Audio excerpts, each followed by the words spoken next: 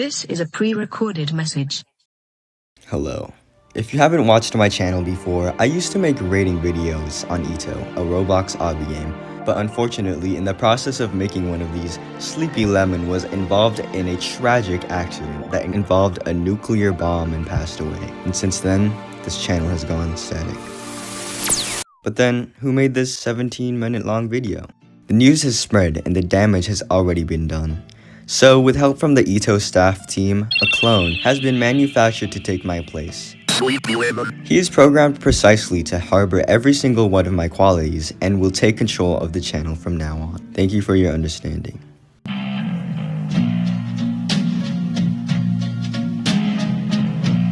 What's up, guys? I know this is What's up, guys? I know this is new and all, but I promise you'll get used to it eventually.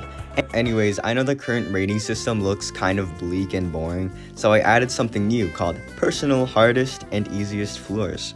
Pushing that aside, you might have heard that apparently the EToH staff brought Paradise Atoll back and added 4 new towers, and as a result, my PA video was immediately invalidated. So I condensed all 4 into one section of the video so we can quickly get to the main attraction. These 4 towers are definitely a worthy addition to the subrealm, because let's be honest, PA needed it. This subrealm was plagued with design gameplay, jank, modern slop. Besides the fact that some towers aren't really that summery vibes, they're definitely worth playing. Also, it's like winter right now, so who gives?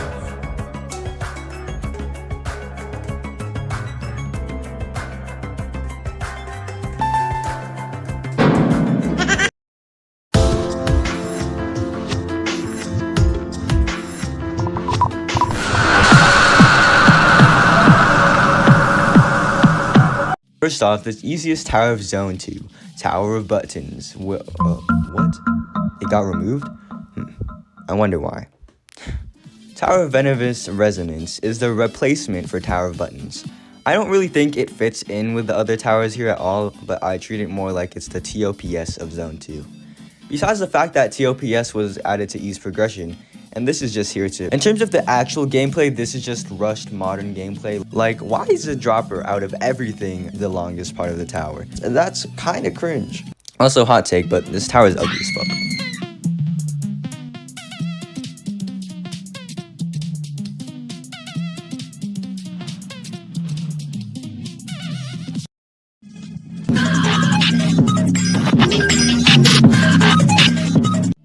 I think this is probably one of the better towers in the autism spectrum, that is Zone 2.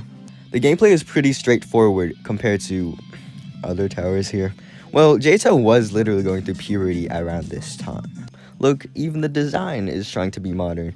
TOCA is just so desperate to change from this. The final slide to the wind pad acts as a perfect finishing touch. Considering you don't disconnect, here's my rating.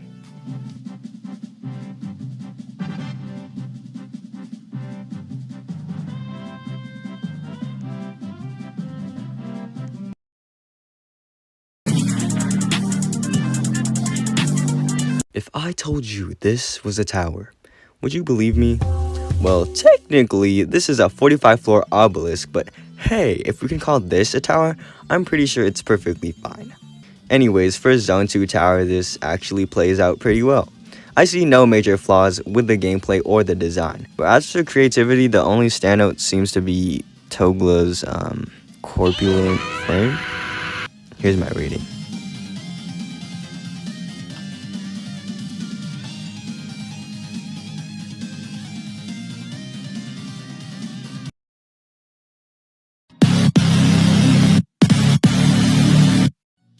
If you were to search up TOTA in the EToH wiki, it only shows about 2 sentences. That alone speaks for itself.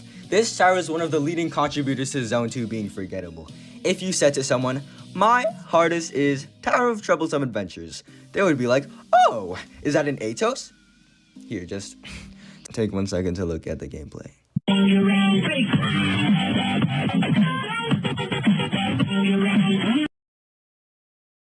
There's nothing else I can say. I felt absolutely nothing while playing this. How could someone be so lazy but still decide it was good enough to add to the game? I swear, even a 5-year-old child shows more creativity than this.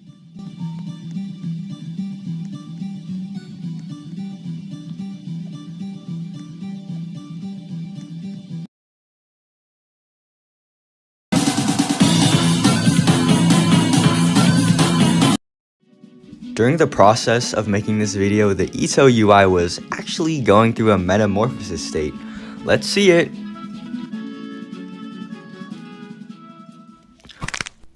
Oh.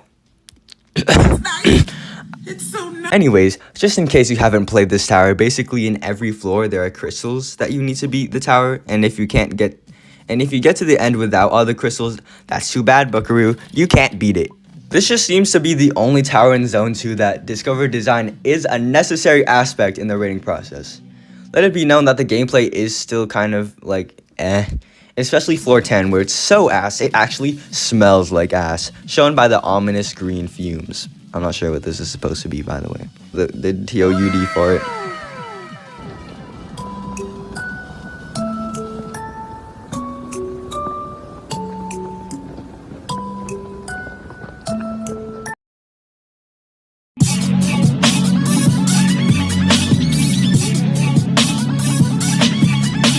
What do you imagine when you hear dreams and caverns? This?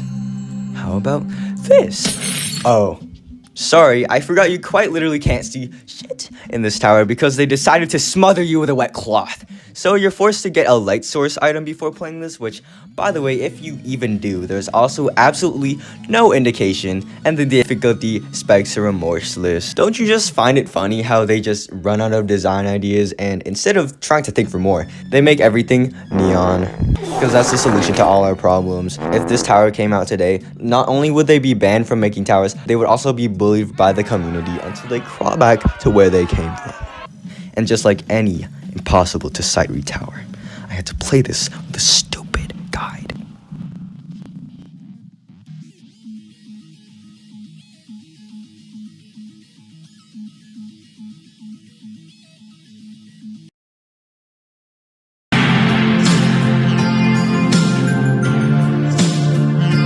Pleasant fantasy.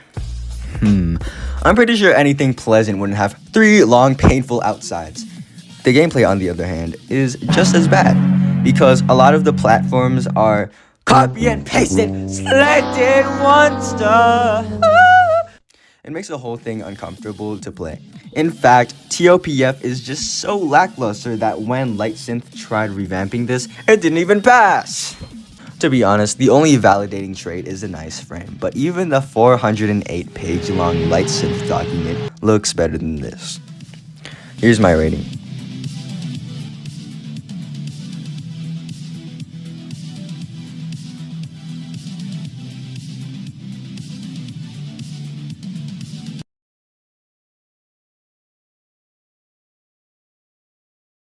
If you've watched my videos before, this is already common knowledge. I hate ice. It doesn't matter how good the tower is.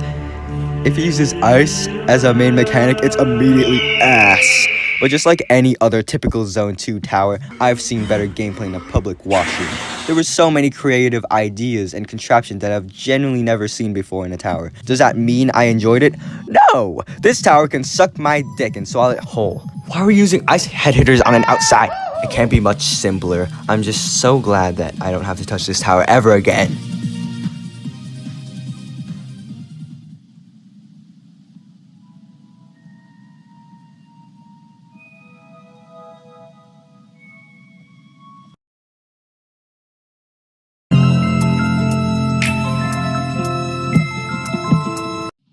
Considering you got this far into the video, it's obvious the design standards for Zone 2 are maybe not the best.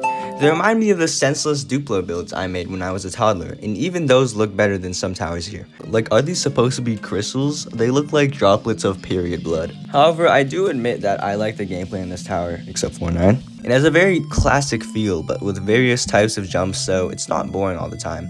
If TOVR was a TOPS of this zone, Tower of Extraterrestrial Enchantment would be the TOBH of Zone 2.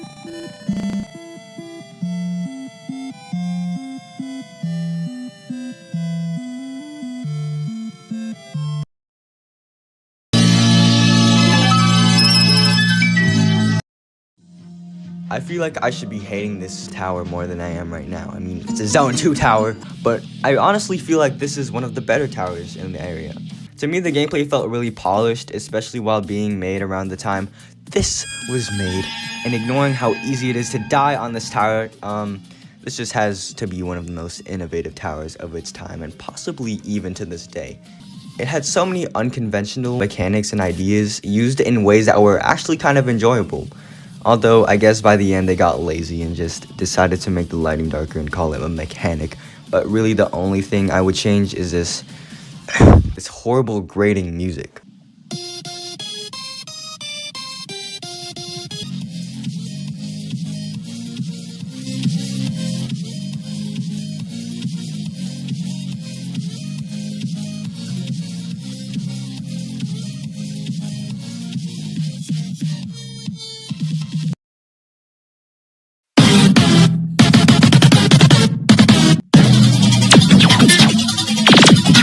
How the fuck this get in game?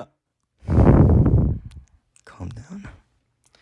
The second you entered the tower, you were immediately blinded by the bright neon green and probably the most hideous design of triangles I've ever seen in my life. Why did this video take so long? This tower is why. If you have never played this tower, I guarantee you there is not a single soul who left their screen feeling good about themselves, and the only exception is when they beat this tower for good. The gameplay is beyond abhorrent. I was this close, not even a little bit, to gravity coiling it. The wedge seam towers were probably never a good idea. I hate them all, burn them down.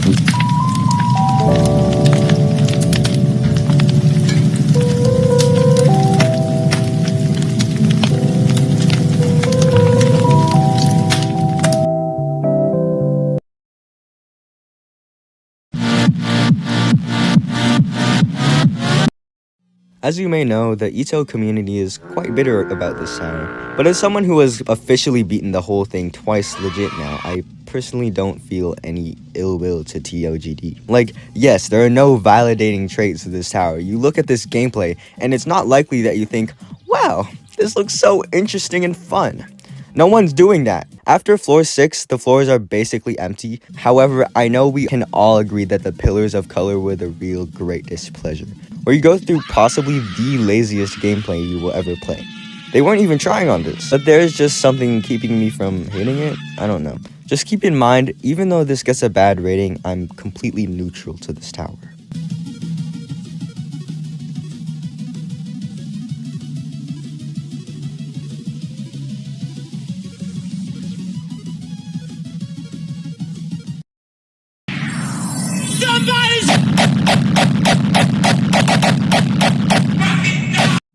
TOCM is one of the few towers here that actually prioritized the player's enjoyment. It even has everything shy of the main elements in present-day towers. Button progress, complex gimmicks, hard-to-sight-read gameplay. I mean, that's why they spammed nets everywhere. And not to mention how easy it is to loop fail in this tower. Really, the only thing it's missing is the design aspect, because if we're being so real here, this looks like a hospital bathroom. Anyways, this Halloween lighting makes the button outside on floor 7 look so evil. It does look like Elmo edged his dick and nutted all over the outside.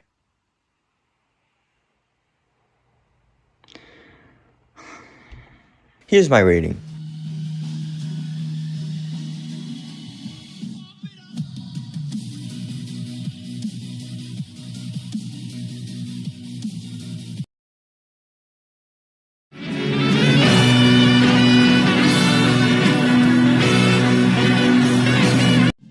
Apparently most complete this as their first or second soul crushing. This is my 10th soul crushing.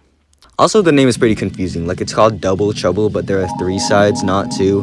And when people draw Tower Girl versions of TODT, they draw 2 girls, when more accurately it should be 1 girl and then 2 shorter girls.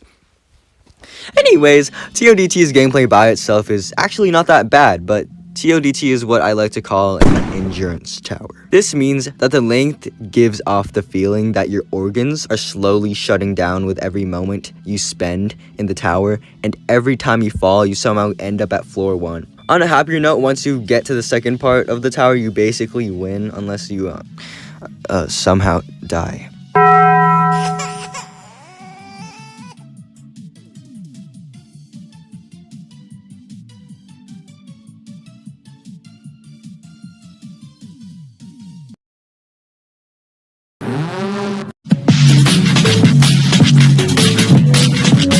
I'm just gonna make this clear. The sheer amount of creativity in this tower is more than enough to make a whole other game.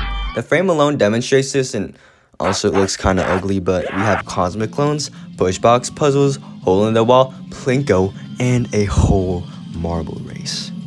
I like this. But the gameplay? Maybe it could have been a bit more enjoyable to some extent, but for me, this is probably one of the most monotonous Citadels I've ever went through.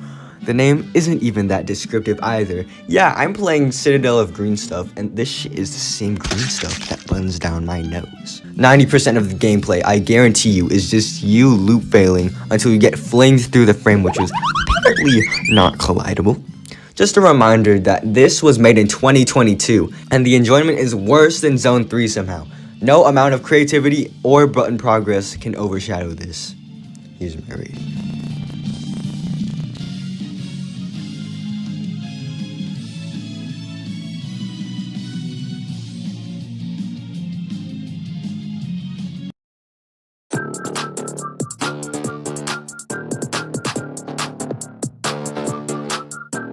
So we've covered all 15 towers in Zone 2. Looking back, there was definitely a magical or fantasy theme with all the crystals and such. And then there's this. So I really used to think Zone 3 was the worst zone, but going through this, this could probably be used as a torture method in CIA black sites. That's how bad it was. Zone 2 did have some tolerable towers, but then again, it should be humanly impossible to make a tower that's as bad as Triangular Terror. So if we exclude the best and worst rating for Zone 2, the average rating for this area is a whopping 49%. Last time I checked, that's not a passing grade. Ew! Anyways, that's it. It also took me this long to realize that I've been pronouncing archives wrong for the entire duration of the Starlit Archives video. I'm sorry. And as the real Sleepy Lemon would say, I love you. Bye.